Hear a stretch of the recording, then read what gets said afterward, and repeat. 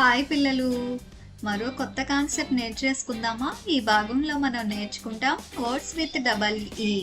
ఈ అమ్మా, రేపు స్కూల్లో నా ఫీజు కట్టాలి, మర్చిపోకుండా డబ్బు తీసుకురమ్మని టీచర్ చెప్పారు. రాజు తన అమ్మతో చెప్పాడు.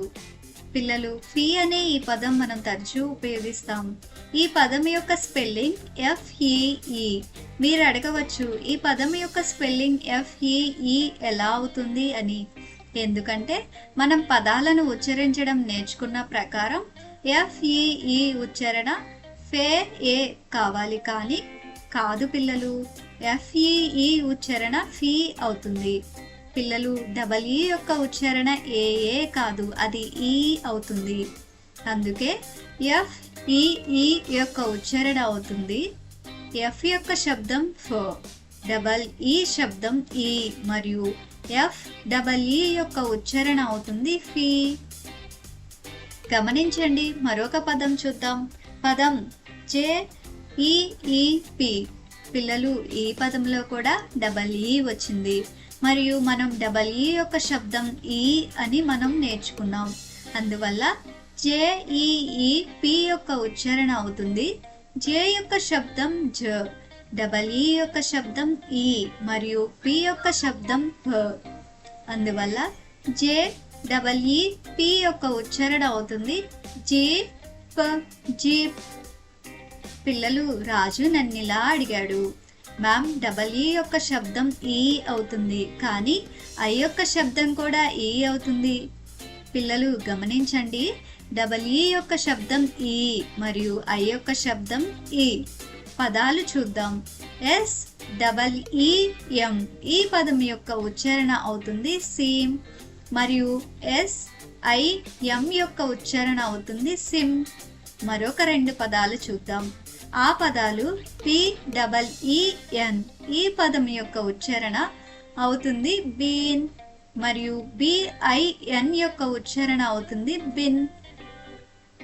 మరికొన్ని పదాలు చూద్దాం. TEEN.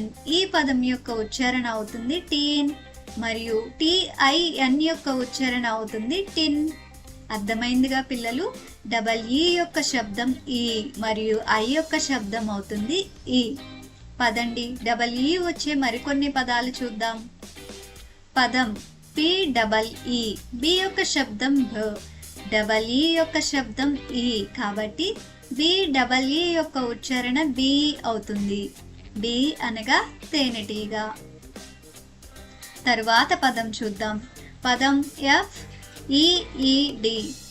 F యొక్క శబ్దం ఫ, డబల్ ఈ యొక్క శబ్దం ఈ, మరియు డి యొక్క శబ్దం డ్, కాబట్టి FEED యొక్క ఉచ్చారణ అవుతుంది ఫీడ్. ఫీడ్ అనగా తినిపించడం. Words with double O. పిల్లలు, డబల్ ఈ యొక్క శబ్దం అయినట్టుగానే డబల్ ఓ యొక్క శబ్దం ఊ లేదా ఊ అవుతుంది. గమనించండి, డబల్ ఈ యొక్క శబ్దం ఈ అయినట్టుగానే డబల్ ఓ యొక్క శబ్దం ఊ లేదా ఊ అవుతుంది. పదండి, పదాలు చూద్దాం. పదం POOK. బి యొక్క శబ్దం భ, డబల్ ఓ యొక్క శబ్దం ఉ, మరియు కే యొక్క శబ్దం ఖ, కాబట్టి POOK యొక్క ఉచ్చారణ అవుతుంది బుక్. తరువాత పదం చూద్దాం.